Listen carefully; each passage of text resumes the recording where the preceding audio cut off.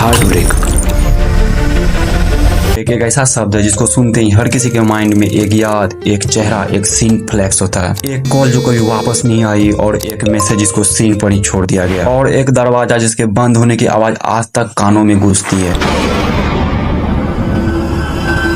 अगर आपने यह सब ब्रेकअप के बाद एक्सपीरियंस किया है तो आप अकेले नहीं हो जो ये एक्सपीरियंस कर रहा है। यह दर्द बहुत ज्यादा होता है। हार्ट ब्रेक या ब्रेकअप का जो ये दर्द होता है हमारे ब्रेन के लिए एक फिजिकल पेन जितना इंटेंस होता है। बेसिकली दिल टूटना हमारे दिमाग के लिए एक चोट के बराबर होता है। और प्रॉब्लम यह है कि हार्ट ब्रेक के बाद हम अपने आप से एक सवाल पूछते हैं, व्हाई मी, मेरे साथ ही ऐसा क्यों हुआ, मैंने तो किसी का कुछ बिगाड़ा भी नहीं था। और यही सारे क्वेश्चन हमें उसी सिचुएशन में लंबे टर्म तक रोकते हैं। लेकिन गाइस, इस वीडियो में मैं आपको समझाने की कोशिश करूंगा कि किस प्रैक्टिकल तरीके से आप अपने लाइफ में मूव ऑन कर सकते हो, वो भी ग्रोथ के साथ। यह वीडियो सिर्फ उन लोगों को ढूंढेगी जो अपने लाइफ में लेवल अप करना चाहते हैं। अगर आपके पास गई है तो कांग्रेचुलेशन। इस वीडियो के एंड में आपको बहुत ही अमेजिंग सॉल्यूशन मिलने वाले, इसलिए मेक श्योर करना कि वीडियो के एक कतरे को मिस ना करो। अगर आप सीखने के लिए रेडी हो तो मैं सिखाने के लिए रेडी हूँ। अगर हम दोनों ही रेडी हैं तो विदाउट वेस्टिंग एनी टाइम चलिए सीखते हैं।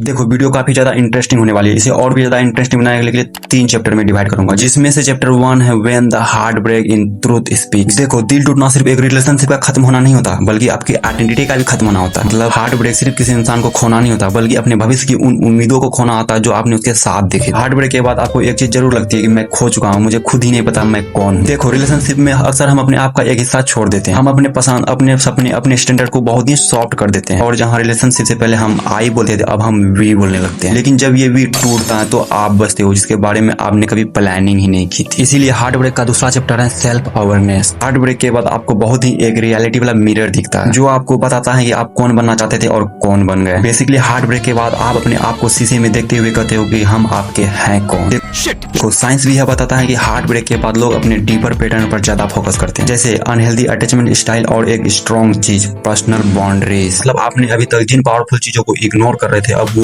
स्पॉटलाइट में आ जाता है। तो हार्ट ब्रेक के बाद जिंदगी आपको 2 रास्तों में लेके आ जाती है। एक रास्ता जिसमें आप हर दिन मरने लगते हो, उसी दर्द में डूबे रहते हो, बार बार उन्हीं यादों को रिपीट करते हो। वही क्यूट नाम, बुकू डुकू जो आपने प्यार से रखे थे, उन जगहों को याद करते हो जहाँ स्वीट्स मेमोरी बनाई होती है, जो अब थोड़ी सी कड़वी हो चुकी है। और दूसरा रास्ता उसी दर्द को फ्यूल बनाना, एंड वही फ्यूल से अपने अंदर के स्पार्क को इग्नाइट करना। जो मैं अभी करके दिखाऊंगा ना अगले 5 सालों में, सोचा नहीं होगा इसे।